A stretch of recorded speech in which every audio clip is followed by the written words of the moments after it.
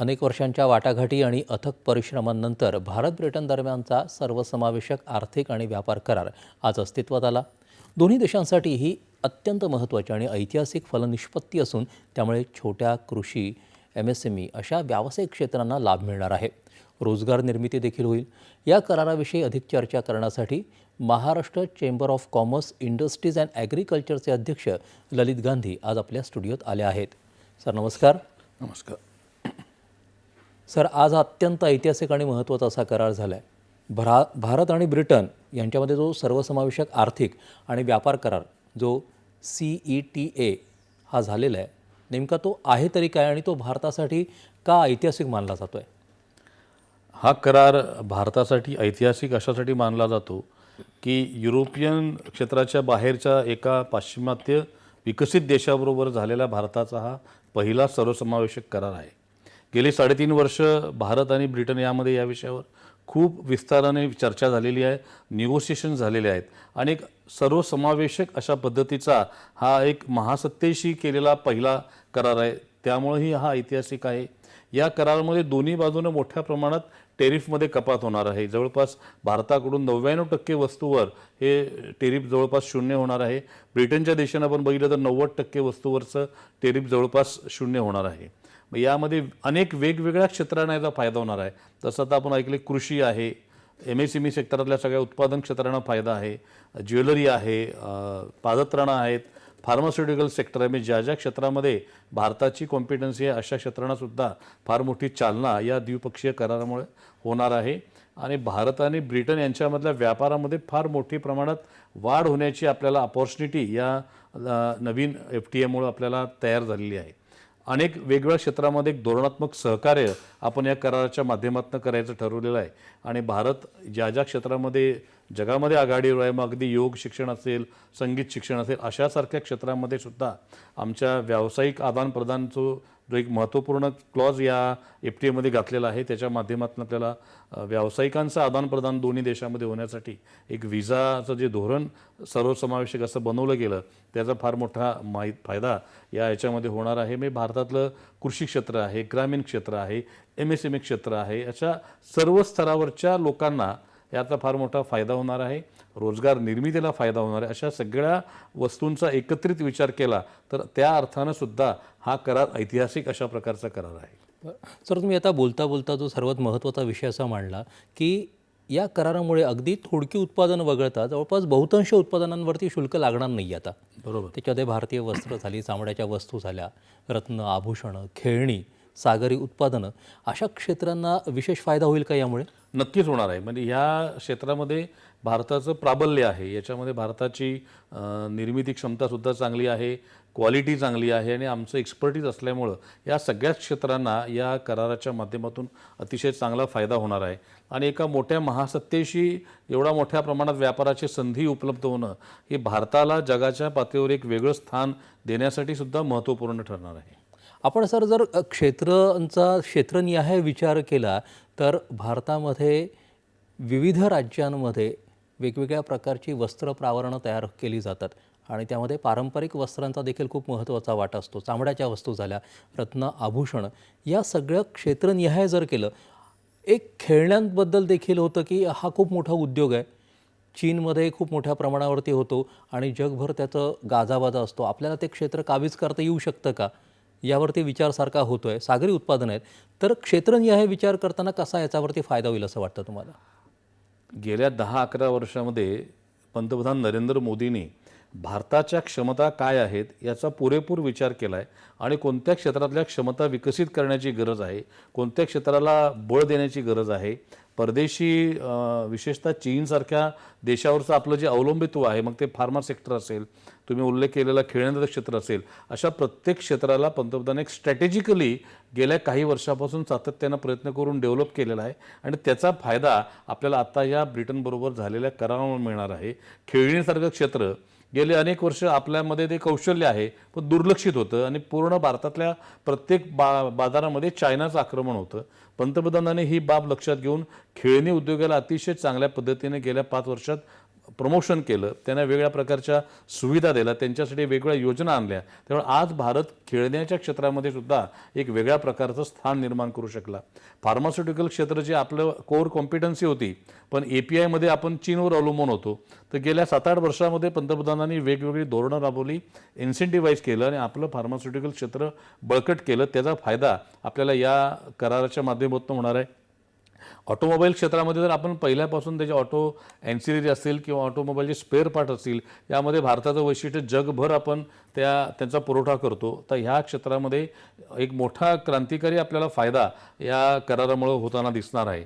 त्यामुळे MSME क्षेत्रामध्ये जे काही उत्पादनं होत आहेत, मग ते बरेच अशा गोष्टी आहेत ज्या MSMEच्या माध्यमातून आपण करू शकतो. कृषी प्रक्रिया क्षेत्राला याचा फार मोठा फायदा होणार आहे. मी अगदी ग्रामीण क्षेत्रापासून निमक शहरी भाग असेल किंवा शहरी भागातील सगळ्या स्तरावर या कराराचा एक अतिशय सकारात्मक परिणाम हा भारतासाठी होणार आहे. त्यामुळे खूप विचार करून, खूप प्रयत्नाने भारतानं आपलं एक वर्चस्व ठेवून या करार करण्यामध्ये यश मिळवलं. एक फार मोठी लक्षणीय उपलब्धी पंतप्रधान नरेंद्र मोदींच्या धोरणाची आहे, असं मला नक्की म्हणावंसं वाटतं. सर, याला जोडून जर आपण विचार केला तर ग्रामीण रोजगार आणि श्रमिक अर्थव्यवस्थेवरती भारताच्या काय सकारात्मक परिणाम होतील असं वाटतं? नक्कीच होणार आहे. आज भारतामध्ये अतिशय चांगल्या प्रकारचं कुशल मनुष्यबळ आहे. गेल्या काही वर्षामध्ये, अगदी गेल्या 10 वर्षात जर आपण बघितलं तर कौशल्य विकासावर सरकारनं जेवढा भर दिला तेवढा या आझाद स्वतंत्र भारताच्या इतिहासात कधीही दिला गेला नाही. या मागच्या बजेटमध्ये तर जवळपास 1.5 लाख कोटीची तरतूद कौशल्य विकासावर केली गेली. सरकारनं हे खूप प्रयत्न करून भारताच्या युवकाला जागतिक क्षेत्रात स्पर्धाक्षम बनवण्यासाठी एक स्ट्रॅटेजिक एफर्ट्स घेतलेले आहेत आणि त्याचा परिणाम आपल्याला चांगल्या पद्धतीचं कुशल मनुष्यबळ उपलब्ध होण्यावर झालेला आहे. त्यामुळं या ज्या क्षेत्रामध्ये नवीन रोजगार तयार होतील त्यामध्ये आपण तयार असणार आहोत किंवा ज्या पद्धतीनं सरकारचं धोरण आहे येणाऱ्या काळामध्ये ग्रामीण क्षेत्रातल्या युवकांना रोजगाराच्या फार मोठ्या संधी या माध्यमातून उपलब्ध होणार आहेत. कारण सगळ्या प्रकारची क्षेत्र या करारामध्ये कव्हर झालेली आहेत आणि या कौशल्य विकासावर सरकारनं दिलेल्या भरमुळं आपल्याकडे चांगल्या प्रकारचं कुशल मनुष्यबळ उपलब्ध आहे. IT सारख्या क्षेत्रामध्ये तर आपण जगातले मास्टर आहोत. त्यामुळे त्या क्षेत्रामध्ये जो व्यावसायिक आदानप्रदानचा जो क्लॉज यांनी नमूद केलेला आहे, त्यामुळे दोन्ही देशांचं एक्सपर्टीज आपल्याला प्रोफेशनल लेवलवरचं एकमेकांच्याकडे पाठवणं हे खूप सुलभ होणार आहे. आता तुम्ही सर जो मुद्दा मांडलात तोच धागा पकडून आपण पुढे जाऊयात की उत्पादन क्षेत्रामध्ये गेल्या काही वर्षामध्ये, गेल्या दशकामध्ये आपण चांगली प्रगती करतोय, पण सेवा क्षेत्रामध्ये जगभरामध्ये आपला चांगला दबदबा निर्माण झालेला आहे. तर सेवा क्षेत्रातील करार हा अत्यंत महत्त्वाचा मानला जातो. आता जो झाला आहे तो, त्याच्यामध्ये माहिती तंत्रज्ञान आलं, व्यापार मार्गदर्शन आलं, दूरसंचार, शिक्षण, स्थापत्यशास्त्र अशा क्षेत्रांमध्ये संधी किती वाढतील आणि भारताचं जागतिक स्थान यात कसं बळकट होईल असं वाटतं?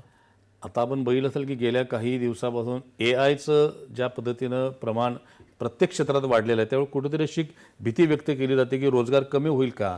तर हे रोजगार कमी होण्याच्या भीतीला एक सकारात्मक उत्तर या कराराच्या माध्यमातून मिळालेलं आहे. किंवा भारताचं जे वैशिष्ट्य आहे, आमच्याकडे जे या पद्धतीचं कुशल मनुष्यबळ जगभरावर वर्चस्व दाखवेल अशा पद्धतीचं आहे. मग ते IT सेक्टर असेल किंवा अशी पारंपरिक आमची जे कला आहे त्यामधलं असेल, तर या क्षेत्राला फार मोठी अपॉर्च्युनिटी या माध्यमातून मिळणार आहे. ब्रिटनसारख्या देशामध्ये यांना सहजपणे जाण्या येण्याच्या सुविधा निर्माण झाल्यामुळं या क्षेत्रातल्या तंत्रज्ञांना ब्रिटनमध्ये आणि ब्रिटनच्या लोकांना भारतामध्ये या आदानप्रदान करण्याची एक चांगली संधी या माध्यमातून मिळालेली आहे.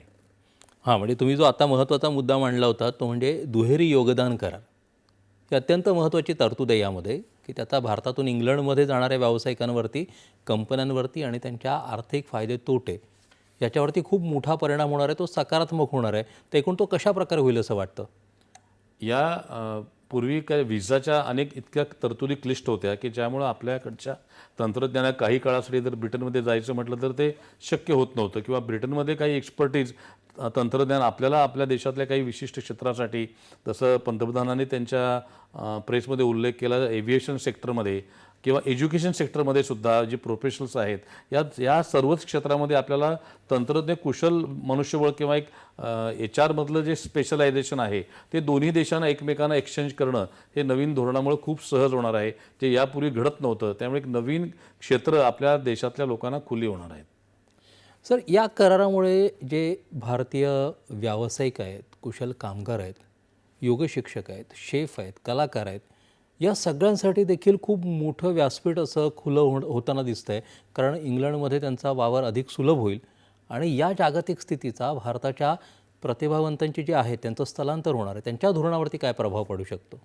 नक्कीच, कारण आता योग हा भारतानं जगाला दिलेली देणगी आहे. पंतप्रधान नरेंद्र मोदींनी योगला विशेष महत्त्व दिल्यामुळं जगभरात आता योग दिवस आपण साजरा करतो. त्यामुळे या योगाला सगळीकडेच डिमांड आलेली आहे आणि त्याचं खरं कौशल्य किंवा त्याचं जे नॉलेज आहे किंवा त्याचं जे विशेषता आहेत या भारतातल्या लोकांच्याकडे खूप मोठ्या प्रमाणात. त्यामुळे भारतीय योग शिक्षकांना जगभरात मागणी आहे आणि आता या नवीन करारा स्वरूपतेमुळे हे योग शिक्षक असतील, जे संगीत हा एक भारताचा खूप चांगला वैशिष्ट्य असलेलं क्षेत्र आहे. या संगीतामधले तज्ज्ञ आपल्याकडे खूप चांगलं आहे, त्यातली विशेषता आहे आणि या संगीत क्षेत्रातले असतील, योग क्षेत्रातले अशा पारंपरिक क्षेत्रामध्ये जे भारताचं वैशिष्ट्य आहे किंवा भारताकडे जी शक्ती आहे अशा क्षेत्रातल्या विशेष कुशल लोकांना ब्रिटनमध्ये जाण्याची संधी या निमित्तानं मोठ्या प्रमाणात उपलब्ध होणार आहे. एकूण जागतिक पातळीवरती देखील खूप मोठा सकारात्मक परिणाम होऊ शकतो का यामध्ये? अगदी जाता शेवटचं, कारण की विशिष्ट महासत्ता ह्या सध्या वेगळ्या प्रकारचं आपल्याशी जे वागत असतात असं दिसतंय सगळीकडे, तर तिथे थेट अशा प्रकारचा मोठा करार झाल्यामुळे भारताला काय फायदा होईल जागतिक परिप्रेक्ष्यामध्ये? सध्याच्या जागतिक परिप्रेक्ष्यात आपण जर एक बारकाईनं अभ्यास केला तर भारतासाठी खूप चांगली स्थिती आहे आणि ही योग्य वेळ आहे. या संधीचा पुरेपूर फायदा जर भारतानं उठवला तर खऱ्या अर्थानं भारत या जगाच्या अर्थव्यवस्थेच्या श्रेणीमध्ये आपलं स्थान अजून वरच्या लेवलवर नेऊ शकेल अशी अनुकूल स्थिती भारतासाठी आहे. तुम्ही उल्लेख केलेला जगातल्या काही महासत्ता समजले जाणारे देश भारताबरोबर वेगळ्या पद्धतीचे रिॲक्शन करताना दिसतात. त्यांच्यासाठी हा धडा असणार आहे की भारत आणि ब्रिटन ज्या पद्धतीनं करार करू शकतात, आम्ही करार केल्याने तर आम्ही यातल्या बऱ्याच संधी आमच्या हातातून जातील, हा त्यांच्यासाठी एक धडा आहे आणि तो पॉझिटिव्हली घेतील अशी अपेक्षा आहे. या करारामुळे जागतिक पातळीवरचं भारताचं स्थान एक विशिष्ट शक्तिशाली राष्ट्र म्हणून अधोरेखित होणार आहे. याचा आम्हाला व्यापारात फायदा होईल. आता हा करार निगोशिएशन करताना आम्हाला 3-3.5 वर्ष घातली, त्याचा अतिशय चांगला सकारात्मक परिणाम आम्हाला दिसतो की भारतासाठी अतिशय वेगवेगळ्या क्षेत्रातल्या अनुकूल अशा गोष्टी या कराराच्या माध्यमातून साध्य झालेल्या आहेत. म्हणजे आत्तापर्यंत सारं जग हे भारताकडे फक्त एक मोठी बाजारपेठ म्हणून पाहत होतं, पण त्याच्या ज्या उंचावलेल्या क्षमता आहेत तर ते जगाला आता एक नवी दिशा देणारा देश म्हणून समोर येतो आहे. या करारामुळे अत्यंत सकारात्मक असे परिवर्तन आपल्याकडे घडतील. तुम्ही या संदर्भातली नेमकी माहिती आम्हाला दिलीत, आपले मनापासून आभार. धन्यवाद. यानंतरच्या बातम्या थोड्याच वेळात.